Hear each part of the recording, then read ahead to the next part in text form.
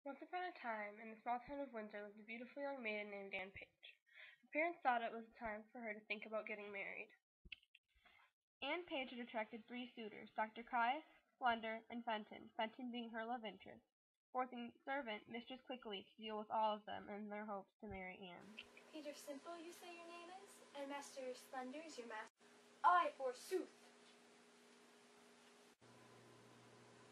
Will heaven send Anne Page no worse fortune. Tell Master Parson Evans I will do what I can for your master. Anne is a good girl, and I wish we shall all be shent. Run in here, good young man. Go into this closet. He will not stay long.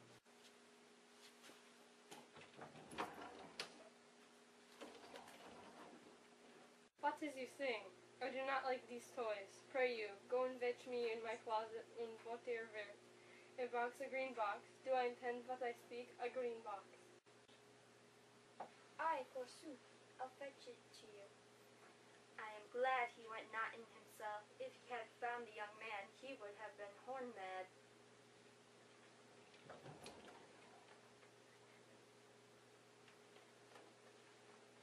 Is this it, sir? Oui, next to that rainbow pocket, fetch quickly.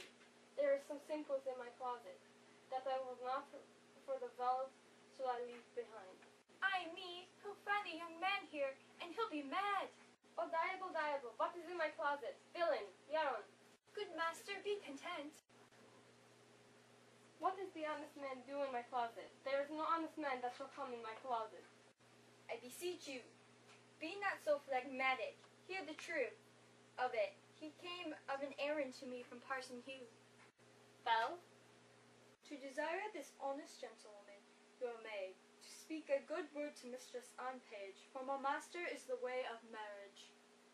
Sir Hugh, stand you? Tarry you a little while. 'Tis a great charge to come under one body's hand. My master himself is in love with Mistress Anne Page, but notwithstanding that, I know Anne's mind, that's neither here nor there. You jackknife, give this letter to Sir Hugh. By guards, challenge, I will cut his throat, depart. I will teach a scurvy jackknife a priest, to meddle or to make. You may be gone, it is not good, you tarry here. By gar, I will cut all his stones. By gar, he shall not have a stone to throw at his dog. Alas, he speaks but for his friend. It is no matter aver that. Do you not tell me that I have Anne Page for myself? By gar, I will kill the Jack priest, and I have appointed mine host of the jetir to measure a weapon. By gar, I will have myself an Anne Page. Sir, the maiden loves you, and all shall be well. We must give folks leave to prate. What the good jar?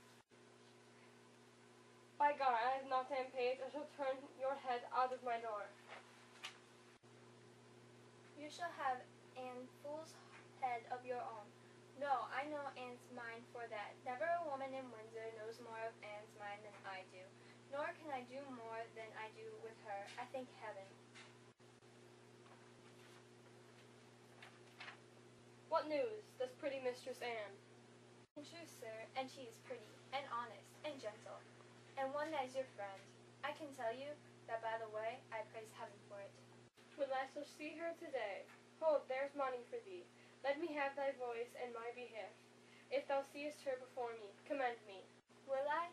I faith that we will, and I will tell your worship more of the wart the next time we have confidence, and of other wooers. Well, farewell. I'm in great haste now. Truly an honest gentleman, but Anne loves him not.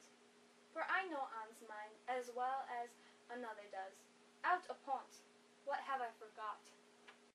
Her mother favored Dr. Caius, and her father favored Slender. Anne, however, loved both, for she could not understand Caius due to his accent, or Slender from his rambling.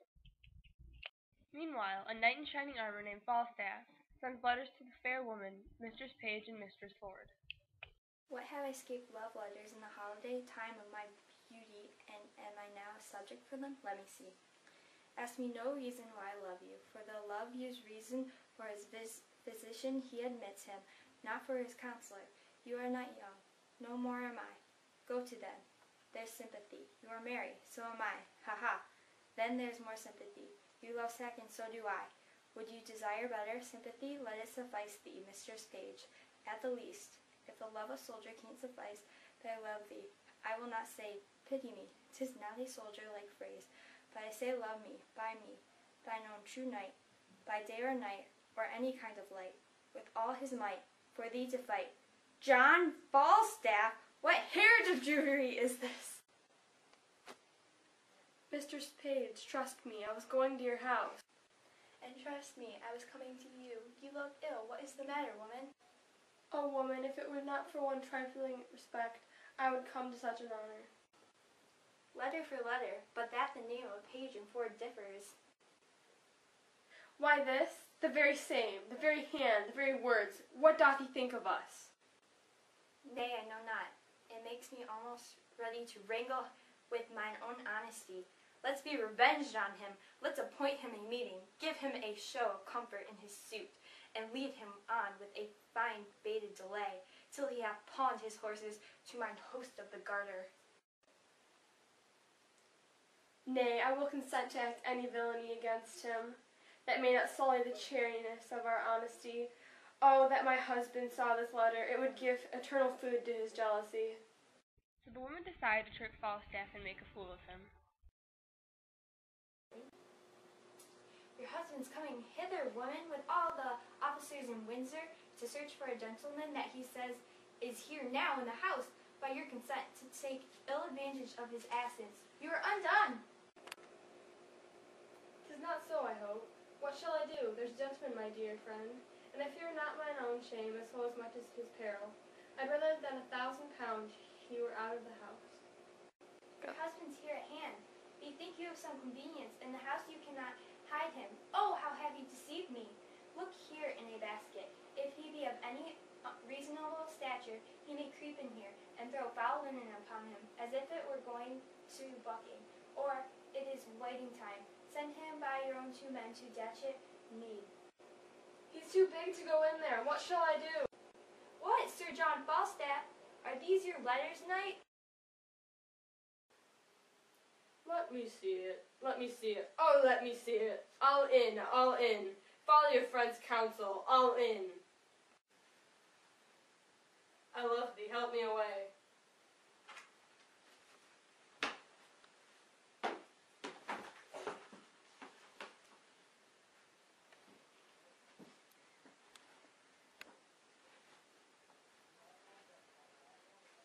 Help to cover your master, boys.